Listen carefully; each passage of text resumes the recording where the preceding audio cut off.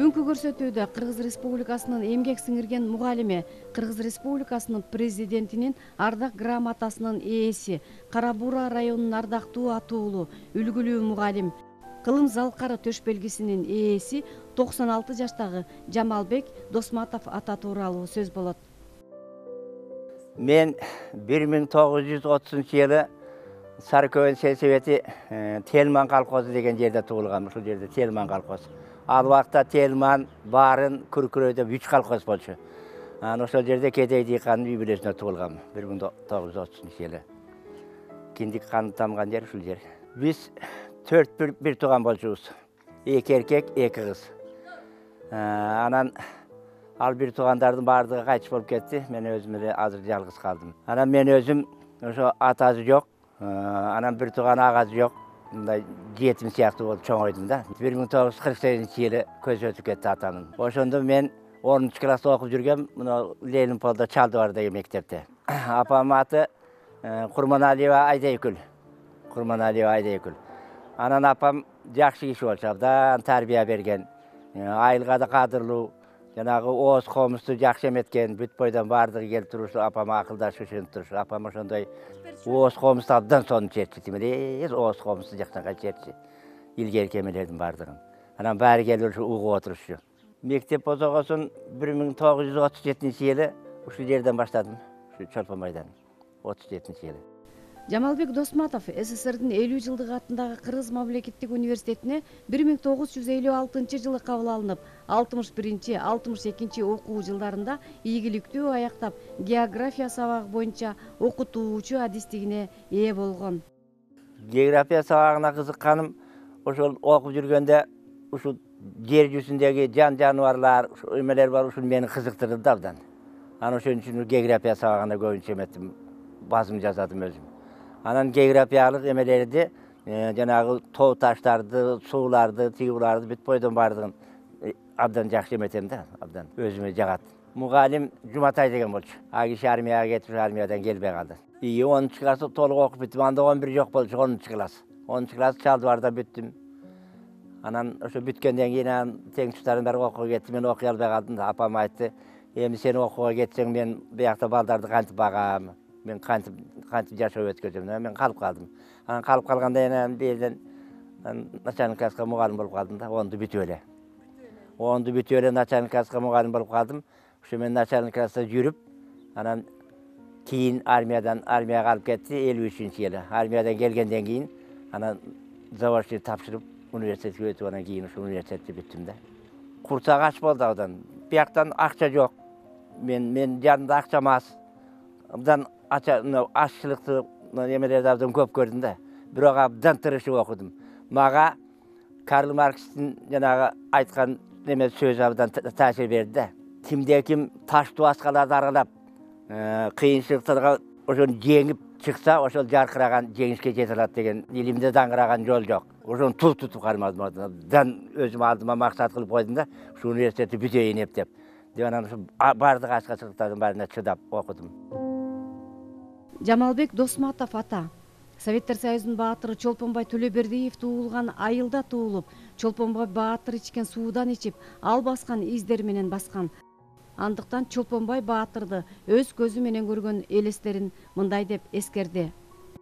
Анан Чолпонбай өзү кең даллуу, узун бойлуу, 2 метр, болжол 2 метр. Эме үйү көчөнүн аркасында болчу, биздин үйдүн жээгинде эле, жолдун жанында. Анан жүгүрүп өттү контор жака, биякта контор бар болчу. Чолок жең көйнөк кийип, ак көйнөк, анан бага элегин берге чейин жүрүп атып, жылаңайлак жүгүрүп өттү. Мындай далысы келишкен, түп-түз жакшынакай мындай келишкен неме болчу. Анан мен тушума келгенде, "Ассалому алейкум" деп мен салам бердим. "Алейкум салам" деп алиги алдынан жүгүрүп өтүп кетти. Баары 10-15 мүнөттөн кийин Чолпонбай деп ичимен ойлонуп туруп, кайра жүгүрүп өттү. Ошону эле көрүп калдым, башка көрбөдүм аны. Ошондо аскерге жөнөйлөк болчу, жөнөйлөк кезинде. Чолпонбай 1922-жылы колчу. Мен 30-жылы болгондо, ошондо менен 8 жаш улуу экен да. 8 жаш улуу болчу.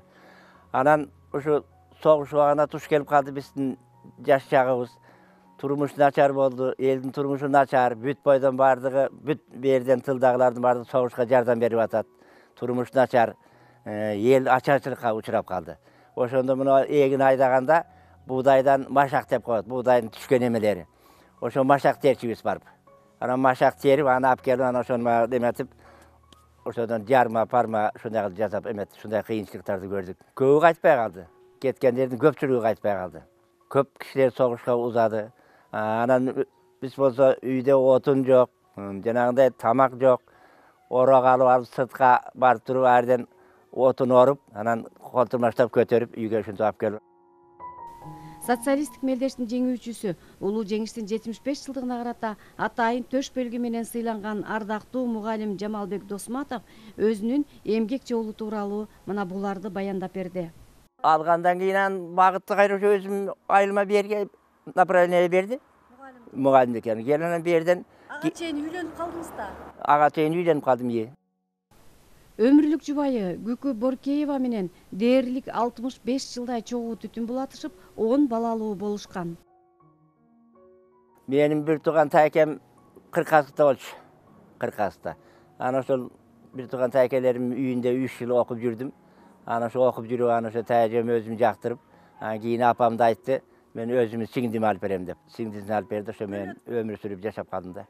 10 bala töredi. 6 erkek, 4 kız. Ana nemanın 3'ü yerde, baldarın uluğu 65'e çıktı. Ana küçüğü 50'den aşıp kaldı hazır. 62 yıl ömür sürdüm. Anam bizim yaşağımızda uruş degen, talaş degen, çatak degen bolğan yok. Eskende öte ıntımakta yaşadık. Biri-biribizden kadır göңülübüzü kaldırgan yokuz. Ben oşo 62 yıldık ömürüm içinde bir artıltıp kamçı çapkan yokun eskiden. Yaman söz aytkan yokun, göңülüne tak salgan yokun. Aytkanday atkarıp durdum. Anan үйge gelsem, үйde yok bolsa kıdırıp ketem. Kayakta dep, komşular sorayım. Anan ayarım үйde olsa tınçı oturup kalam yakşak olup. Yok bolsa kıdırıp ketem. Şunday ıntımakta yaşadık da. Özü de yaman söz aytçı daima sılık süregen, kişinin göңülün kaldırbagan, bärini düşünüktүү eme bolçu. Orudu, baş aylanıp, başım dep yatıp uktap kalat. Turganda bunday bir jana kıyşayıp, bunday maskı diyor ötke, men jölep kalam bunday, oy ne oldu? Desem bilbeyim deyit. Anan bir yerde bizde Sopuyek degen bir vraç var bolçu, abdan mıktı vraç bolçu. Anan oşonu çakırıp görsetecek. Ara aytdı bana, men özüm okuşum bolçu, men okutkan. Bulu apanın beleğinin bari başında dedi. Men jambılga aparıp turup, erden başını emege tarttıram dedi. Anan görevisi öşünten, jambılga aparıp turup başını tarttırıp geldi. Başının 4 yerinde şişik var eken, başında, 4 yerinde. Anan istimkasını görsetti, buna dedi ağay dedi. Buna başında beleğe var demedim, şişik 4 yer. Emi bul, operasiya jasooga bolboyt, jaşı ötüp ketdi. 77 yaşında kaçıp oldu da. Yaşırak bolsa da operasiya jasasa bolat ele. Şondan oşodan kança hareket kılıp doktorga görsetip aparmagan жерге aparıp hareket kıldım. Hiç bolbodu da. Bu yıl 12 yıl oldu kaçıp bolganda.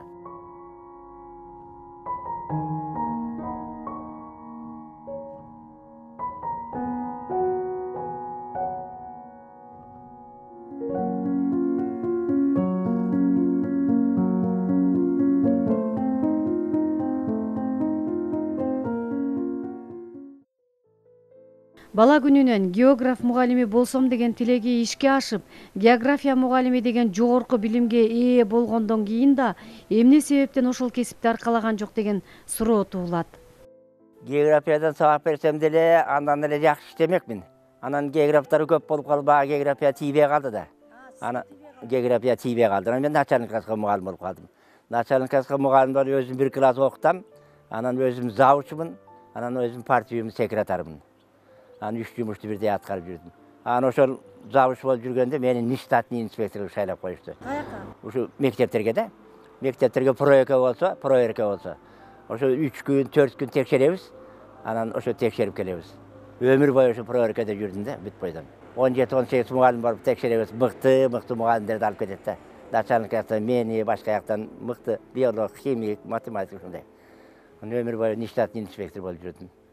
Жамалбек агай биздин айылдагы белгилүү педагогдордун бири. Бул киши эң биринчи педагог катары көп жылдар иштеп, өзүнүн балдарын, окуучуларды абдан жакшы тарбиялап, ошонуз менен чоң баркка жетти да. Анан мындагы эң жакшы касиет кайсы ишти колго алса дагы ошону муда так аткарат. Ошону максатына жеткизет.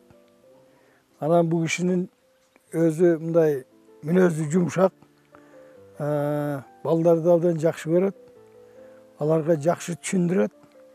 Мына ошонуз менен мындай сүйкүмдүү СССРдин убагында ал партиянын саясатын жүргүзүүдө да активдүү катышкандыгын айтыш керек. Пропагандист катары, агитатор катары ушул мугалимдердин эң алдында болуп, ошол мамлекеттин саясатын жүргүзүүдө да жакшы өзүнүн активдүүлүгүн көрсөткөн. Андан кийин СССР кулагандан кийин бул киши ошол дин жагына басым жасап, араб алфавитин үйрөнүп, Куранды жаттап, хадистерди үйрөнүп, ошол имамдык окууну ошол мыкты аалымдардан үйрөндү. Ошо жаш улгайып калганына карабастан, ошол бардык дин илимин жакшы алып, айылдагы мыкты имамдын бири болду. Эми бул дин жагы бизде кыргыздардын басымдуу көпчүлүгү ислам динин кармангандан кийин ошол элди тарбиялоодо, адеп ахлакка үйрөтүүдө, каада салттарды үйрөтүүдө, бул коомдо түз жүрүп, так жүрүп, адамгерчилик, мамиле ушунун бардыгын үйрөтүүдө ушул имамдардын ролу чоң. Ошол ролду да жакшы аткарды. Анан жашы улгайган кезде муну өзүнүн ишинин баарын жаш кишилерге өткөрүп берди. Мен эмгегим мамлекет тарабынан бааланган жок. Эмгек алган жокмун. Өзүм классты жакшы окутам. Анан ошо классты 100% көчүрөм. 3-чү класска окутам, 4-чү класска 100% көчүрөм. Абдан жакшы дейм. Анан мени көтөрмөлөп, мага жардам бере турган мен жөлөмө сүйөмөм, эч кандай болгон жок да. Бирок өзүм негизи жакшы дейм. Анан ошентип жетпей жүрдүм таза. Анан жетпей жүргөндөн кийин мектептин директору менен жолдош эле. Мен директорго айттым. Мен жаман иштебейм, жакшы иштеп атырмын, өзүң көрүп жүрсүң. Анан жана элге берген эл агартуу отличник мага эмне бербейсиң, мен ошого татыктуум го десем, директор аны алып бере албай койду. Алы жетпей койду. Анан бир күнү анан районго мен өзүм бардым. Орозбеков Мейлбек деген болчу. Ал 28 жыл иштеди. Бу жерде Карабурада, заведующий районо болуп. Аны мен 1-чи, 2-чи, 3-чү класс өзүм окуткам, өзүм окуучум. Анан барып кантонуна кирдим. Анан кирсем, келиңиз агайда ордунан тура калды. Анан учураштык. Анан келгеним ушул айнанайын. Мен ушу начальникты окутуп жүрүм. Сен агайыңмын, өзүм окуттум эле, атамган таныткан. Анан эми жаман иштесем бир жөн жакшы иштеп атырмын, абдан жакшы иштеп атырмын. Мага жана элге берген темириңи отличникти эмне бербейсиң айнанай? Мен ошого таттыктуумун го. Десем, анан мени карап туруп, агай, эми өчүрөт сиздиге директор менен урушпай, жакшылап унутпай иштей бериңиз, эми өчүрөт сиздиге деди. Анан сыртка чыккандан кийин чөнтөгүмөн булактап алдымда кирген чыдам жазып койдум, качан берерин деп. 1 жыл өттү, эчтеме жок. 2 жыл өттү, эчтеме жок. 2,5 жыл өткөндө Соколова деген келинди орус кызды жибериптир. Метод кабинет иштейт экен да. Келди, күкүрттүн коробкасында болгон кичинекей мени коюп койду, анан похвальный грамоталарды койду, биз мугалимдер баарыбыз отурбуз. Анан муногу Чолпонбайдын классташы Шыйкынбаев Ашымбек деген айтты. Жамаш муногу эл агартуу отличник экен, сага келген болуш керек деди. Анан мен айттым, мен кайдан билем Ашке? Мага келгенин баары эле башкага кетип калат экен, мага тийбей калат. Мүмкүн да башка жака кетип калдыбы билбейм аны дедим. Аңгыча эле Соколова награждается Досматов Жамалбек отличник просвещения кыргызский СССР деп калды. Анан баары кол чаап калышты мугалимдер. Мен чакырып аны төшүмө эл агартуу отличнигин такты да. Анан 2 жыл өткөндөн кийин ага окутуучу деген наам берди. Старший учитель деген наам. Старший учительди ошо жана Орозбек Мейлбек өзү келип мектептен өзү такты мага. Мен бияка тагып, агай, директор менен урушпай жүрсөңүз, наград деген ушу өзү эле келип калат деп акыры мага шуурап такты. Досматов Жамалбек агай менен 1970-жылдан баштап кесиптеш болуп бириктештик. 1990-жылга чейин бул киши бизге ошо жаш мугалимдерге насаатчы болду. Кийин мектептин башталгыч класстар боюнча завучу болуп иштеди. аябай эмгекчил, мээнеткеч киши. Бул агайдын окуткан окуучуларынын баардыгы ошо башталгыч класстар арасында алдыңкы окуучулардан болчу. Алган окуучулардын билимдери аябай күчтүү болчу. Мына бир гана окуучусу бар эле, окуу техникасы боюнча Ибраимова Гүлай деген кыз 200 сөз окуган 1 минутада. Ошо техникалык окуу боюнча. Агай аябай эмгекчил. Ошол биз иштеп аткан бизден кийинки жаш мугалимдерге дагы насаатчы болуп жүрдү. Окуу тарбия башталгыч класстар боюнча окуу тарбия бөлүмү болуп иштеди бул киши. Иштеген ишин аябай тыкан, тың киши, адамгерчиликтүү, адамга жасаган мамилеси мындай боорукер, кишинин көңүлүн калтырбаган, окуучуларга кандай мамиле кылса, кесиптештерине да ошондой мамиле кылчу. Бул кишини бир ачууланып, же бир кыйкырып адамга мындай туура эмес мамиле кылганын көргөн жокпуз. Агайдын эми өзүнүн жолун жолдоп, мынакей Айжан деген кыз иштеп атат мугалим болуп. Жылдыз деген небере кыздар иштеп атат мугалим болуп. Жамалбек агай тууралуу айтсак, биздин айылыбызда чыккан белгилүү адамдар билесиздер, Чолпонбай Төлөрдиев, Синат Садыкова деген эжекебиз болгон, Айдаралы Жүргөлөк, Жунусалы Сурнайчы, Жеңи Жок атабыз. Ошолордон кийинки эле азыркы биздин кутмандуу аксакалдарыбыздын бири. Бул киши көп жылдан бери мектепте иштеген. Бул кишинин колунда биз окуганбыз, сабак алганбыз. Ошол сабактардын жакшы түшүнүктөрүнүн негизинде азыр көп жылдан бери мамлекеттик, райондук деңгээлде иштеп келатабыз. Бул киши адан тышкары менин чоң аталарым Топоев Рапылбек, Топоев Асанбек деген атамдар менен курбалдаш болуп эмгектенген. Бул кишилер жөн эле мектепке тарбия берип койгону эле жүрбөстөн, булар адан тышкары ушу айылда социалдык институт өсүүгө, айылдык кеңештин депутаттары болгон, адан тышкары ушу көчөлөрдүн салышына, музейдин салышына булар чоң залым кошкон залкар адамдардын бири болуп эсептелет. Мен эртеден кечке чейин отуруп жаза берем. Эртеден кечке чейин. Газет окуганды, китеп окуганды абдан жакшы көрөм. Организмди көндүрүп коюпмун. Анан эртеден кечке чейин отуруп жазсам эч жерим оорубайт. Эч жерим оорубайт. Кайра өзүм рахаттанып, жакшы кайра отурам. Bir saat, 1,5 saat эшикке чыгып, 5 минут, 10 минут дем алып келем да кайра отуруп жаза берем. Эмнени жазасыз ошондо? Кээ бир адамдар абдан укмуштуун сөздөрдү сүйлөйт го, жакшы. Ошондой сөздөргө кызыгам да, сөздүн гүлүн терем. Мына Дышабахарлар Нерунун бир сөзү мага абдан жакты да. Когда в мечтаниях сладких молчаливых, я вспоминаю о делах прошедших деген цитатасы бар экен. Үн чыкпас таттуу кыялда болуп турганда мен өткөн иштер жөнүндө эстеймин. Себеби менин кемпирим кайтыш болуп кетти да. Анан кийин сүйлөшө турган эч ким жок. Тең тустар жок, тең тустар баары өтүп кетти бүт бойдон.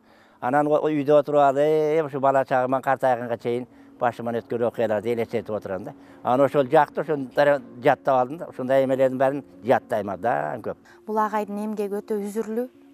Бул агай бизге дайым баягы легендарлуу агайлардын катарына кирет. Бул агай менен иштешпей калдым.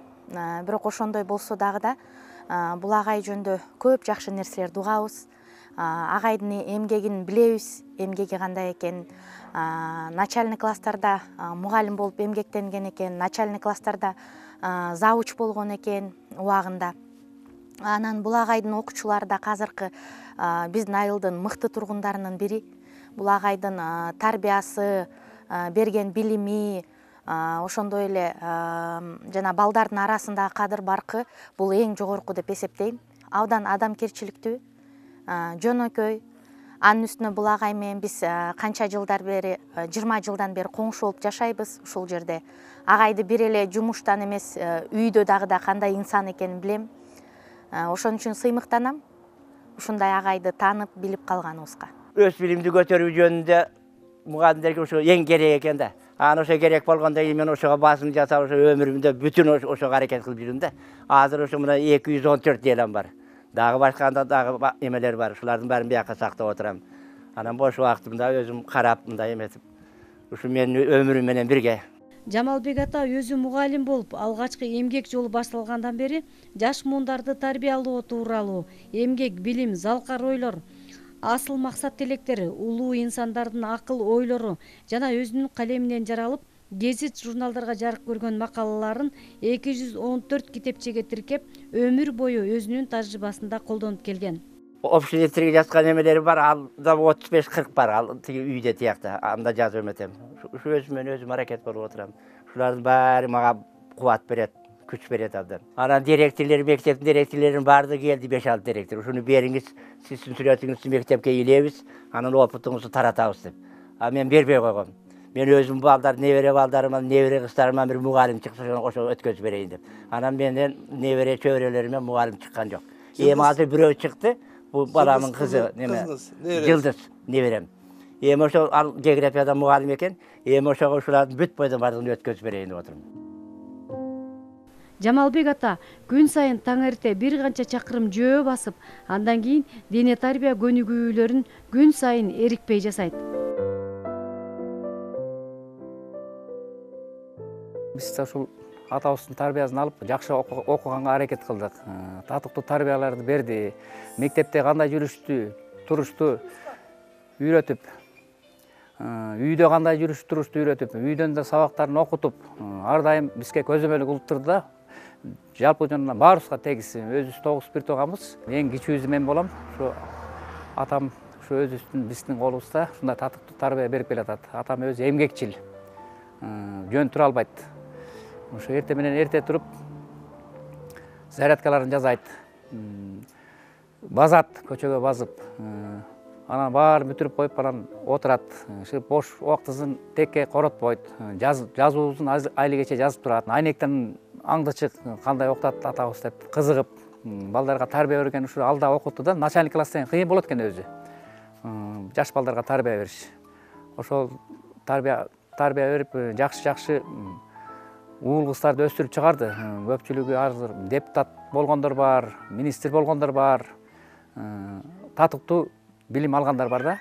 Өз чарбагындагы жемиш бактарын өзү көзөмөлгө алып, неберелери менен бирге түшүмдү да өзү жыйнайт.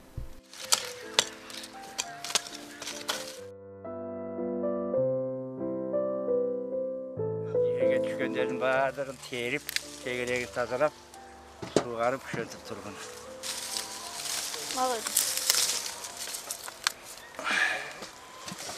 Карасызбы, алма куурабайт, жакшы суугарып турсаң.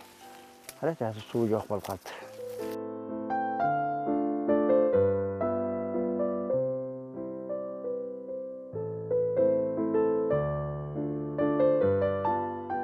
Кара Бура районунун ардактуу атуулу Жамалбек Досматов Советтер Союзунун баатыры Чолпонбай Төлөбердиевдин 100 жылдыгына арналган мамлекеттик иш-чарада Чолпонбай Төлөбердиевдин замандашы катары ардактуу мейман болуп чакырылып, атайын төш белги менен сыйланган. Жана ошондой эле кылым залкары төш белгиси дагы үлгүлүү мугалим Жамалбек Досматовго ыйгарылган.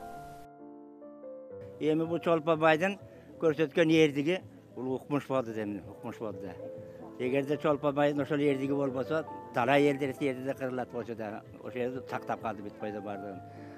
Анан эми жүрөктүн тереңинде сактайбыз, эскеребиз Чолпонбайды.